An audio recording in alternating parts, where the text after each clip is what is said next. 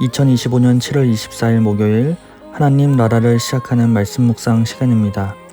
오늘 우리에게 주시는 하나님의 말씀은 요한계시록 16장 1에서 11절 말씀을 장년누리 이기문 집사님께서 봉독해 주시겠습니다. 하나님의 말씀을 경청하십시오. 또 내가 들으니 성전에서 큰 음성이 나서 일곱 천사에게 말하되 너희는 가서 하나님의 진노의 일곱 대접을 땅에 쏟으라 하더라. 첫째 천사가 가서 그 대접을 땅에 쏟음에 짐승의 표를 받은 사람들과 그 우상에게 경배하는 자들에게 악하고 독한 종기가 나더라. 둘째 천사가 그 대접을 바다에 쏟음에 바다가 곧 죽은 자의 피같이 되니 바다 가운데 모든 생물이 죽더라. 셋째 천사가 그 대접을 강과 물 근원에 쏟음에 피가 되더라.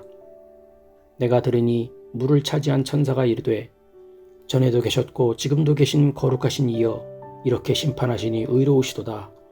그들이 성도들과 선지자들의 피를 흘렸으므로 그들에게 피를 마시게 하신 것이 합당하니이다 하더라. 또 내가 들으니 제단이 말하기를 그러하다. 주 하나님 곧 전능하신 이시여 심판하시는 것이 참되시고 의로우시도다 하더라. 넷째 천사가 그 대접을 해에 쏟음에 해가 권세를 받아 불로 사람들을 태우리 사람들이 크게 태움에 태워진지라. 이 재앙들을 행하는 권세를 가지신 하나님의 이름을 비방하며 또 회개하지 아니하고 주께 영광을 돌리지 아니하더라. 또 다섯째 천사가 그 대접을 짐승의 왕좌에 쏟으니 그 나라가 곧 어두워지며 사람들이 아파서 자기 혀를 깨물고 아픈 것과 종기로 말미암아 하늘의 하나님을 비방하고 그들의 행위를 회개하지 아니하더라. 아멘. 요한계시록 16장 15장에서 시작된 일곱 대접의 내용이 하나하나 등장합니다. 대접은 익히 알듯 평평하고 넓은 그릇을 대접이라고 하죠. 하나님의 진노의 쏟아짐을 상징합니다. 그래서 7가지 인, 7가지 나팔, 그리고 7 대접으로 마지막 하나님의 진노가 완전히 쏟아지는 최종 심판을 의미합니다. 각각의 대접을 보면 아시겠지만 출애굽기에 나오는 재앙과 유사한 부분들이 있습니다. 첫 번째 대접은 짐승의 표를 받은 자들과 그의 우상 숭배자들에게 악하고 독한 종기가 발생합니다. 아까 말씀드린 출애굽기 재앙과 비슷하다고 한 부분 중 하나입니다. 우상을 숭배한 자들에 대한 하나님의 직접적인 심판을 의미합니다. 둘째 대접은 바다가 죽은 자의 피처럼 변하여 모든 생물이 죽게 됩니다. 이것 또한 나일 강물이 피로 변했던 재앙과 비슷하죠. 당시 바다는 교역과 생계의 핵심을 상징했습니다. 그 바다가 피로 변했다는 것은 경제와 생태계의 붕괴라고 볼 수 있는 것이죠. 셋째 대접은 강과 샘물이 피가 됩니다. 악인들이 그리스도의 성도들의 피를 흘리게 한 것에 대한 심판이죠. 그냥 놔두시지 않으시는 하나님의 공의를 상징합니다. 넷째 대접은 태양이 사람들을 불로 태워 큰 더위로 괴롭게 합니다. 그런데 아직도 회개하지 않는 하나님을 여전히 회방하는 사람들이 나옵니다. 회개를 촉구하는 하나님의 마지막 경고임에도 여전히 하나님을 대적하는 사람들이 있다는 것이죠. 다섯 번째, 오늘 본문은 여기까지인데요. 다섯째 대접을 짐승의 왕자에 쏟습니다. 그 짐승의 나라가 어두워지고 사람들은 괴로워하지만 여전히 회개하지 않는 하나님의 심판 속에서도 끝까지 회개하지 않는 인간의 완악함 또한 드러나는 본문입니다. 그래서 이 5가지를 간단히 요약하면 최종적으로 이 말 하나님의 심판과 그 심판이 다가와도 끝까지 회개하지 않는 인간들의 완악함의 대조를 이루고 있습니다. 오늘 본문은 당시 박해를 당하고 있던 그리스도인들에게는 악인이 심판받는 통쾌함과 동시에 승리의 메시지일 뿐만 아니라 위로의 메시지이며 하나님의 공의를, 하나님의 살아계심을 찬양하고 그 믿음을 더욱 굳건히 할 수 있는 말씀이었을 것입니다. 그런데 오늘 우리가 이 말씀을 읽으면 승리, 위로보단 오히려 마지막 날의 장면의 공포와 또 혹은 회개하지 않은 사람이 우리 가족은 아닐지 안타깝고 초조함의 메시지로 들립니다. 당시 성도들은 성도 본인들을 괴롭히는 원수를 심판의 대상으로 보았지만 오늘날 우리의 시선은 악인 혹은 괴롭히는 타인이 아니라 예수님을 믿지 않는 가까운 사람으로 향하기 때문에 바로 그 대상이 우리 가족, 또 친구, 사랑하는 사람일 수도 있다는 생각에 마음이 무거워집니다. 그래서 오늘 말씀을 하나님의 심판을 시원하게 전하기에는 마음에 걸리는 부분들이 분명히 있습니다. 그렇다고 제 감정을 말씀보다 중요시할 수 없기에 오늘 본문이 말하는 하나님의 공의를 꼭 전해야 합니다.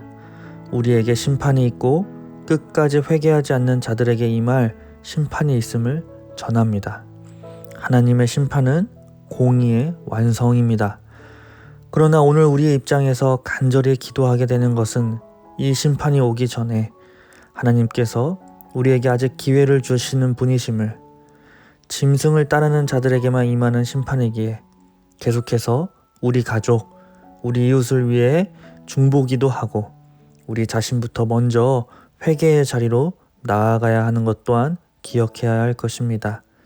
공포와 두려움 속에서 기도로 회개로 나아가는 오신 성도님들 되기를, 또 여러 구원을 위해 기도하고 계신 우리 성도님들을 위해 또한 기도하겠습니다. 오늘 주신 말씀 기억하며 기도합니다. 사랑의 하나님, 오늘 요한계시록의 말씀을 통해 심판이 반드시 임할 것을 보았습니다. 주님의 공의로운 심판을 믿습니다. 그러나 우리의 마음은 무겁습니다. 우리의 사랑하는 가족, 친구, 이웃 중에 아직 예수님을 믿지 않는 사람들이 있기 때문입니다. 주님, 그들이 예수 그리스도를 구주로 믿고 구원받게 하옵소서. 우리 부모님을, 우리의 남편과 아내를, 우리의 자녀를, 우리의 형제자매를 불쌍히 여겨 주옵소서. 아직 마음이 완악한 그들이 주님 앞에 무릎 꿇게 하옵소서. 무엇보다 우리가 그들을 위해 포기하지 않고 계속해서 기도하게 하옵소서. 주님께서 반드시 들으시고 응답하실 줄 믿습니다. 오늘 우리의 기도가 우리의 가족과 이웃이 구원받는 역사에 시작되도록 인도해 주옵소서. 예수 그리스도의 이름으로 기도드립니다. 아멘. 오늘 감사 사연은 말씀을 봉독해 주신 이기문 집사님의 사연입니다. 안녕하세요. 작년 삼순 소속의 이기문입니다. 올해 우리 교회 표어가 광야를 걷는 사람들이 있네요. 시공을 가로지르는 담임 목사님의 탁월한 민수기 말씀을 통해 정말 깊은 감동을 받고 있습니다. 오늘 이와 관련된 내용을 잠깐 나눠볼까 합니다. 이스라엘이 광야에서 세대교체를 거쳐 가나안에 들어가는데 마침 몸담고 있는 직장에서 저도 다음 달부터 임금 피크에 들어갑니다. 저 역시 이제 세대교체의 대상으로서 내려놓음과 물러감의 의미를 정리할 때가 되었습니다. 지나온 과거들, 정말 이루말로 형언키 어려운 은혜의 시간들이었습니다. 한때는 구름기둥, 불기둥을 직접 보여달라고 치기 어린 기도도 드린 적이 있었습니다. 수많은 구름기둥, 불기둥으로 저의 광야길을 인도해 오신 하나님이신데 민수기 사람들처럼 그 임재와 현현을 깨닫지 못하고 불평과 불신앙으로 얼룩졌던 순간들이 감사의 기억들 뒤편으로 같이 스쳐가네요. 실제 출근한 날이 1년 남았는데 하루하루 감사하는 마음으로 잘 마무리하겠습니다. 이제 전환의 시대, 그 패러다임을 위해 민수기를 다시 펼쳐봅니다. 또 다른 삶의 어느 영역에선 세대교체의 주역으로 새롭게 변화되어 새 가나안으로 들어가기 위해 오늘도 나타나시는 하나님을 보고 그 음성 듣기를 소망해 봅니다. 민수기 1세대 사람들처럼 결국 광야만 걸은 사람, 광야만 걷다 끝난 사람으로서 결론 나지 않도록 이 광야에서 그분께 좀 더 가까이 나아가는 오늘 하루 고대해 봅니다. 추천 찬송은 540장 주의 음성을 내가 들으니입니다. 라고 사연을 보내주셨습니다. 집사님 세대교체의 자리 앞에서도 여전히 하나님의 음성을 듣고 그분께 더 가까이 가기를 소망한다는 이 고백은 단순한 다짐이 아니라 이미 하나님과 동행해 오신 삶의 열매라는 생각이 듭니다. 집사님의 남은 걸음에도 하나님의 은혜가 더 깊이 스며들기를 축복합니다. 그리고 오늘 추천하신 찬송처럼 주님의 음성이 더욱 분명히 들리는 하루하루가 되기를 기도하겠습니다. 오늘 추천 찬양 들으시며 더 깊은 묵상 하시겠습니다.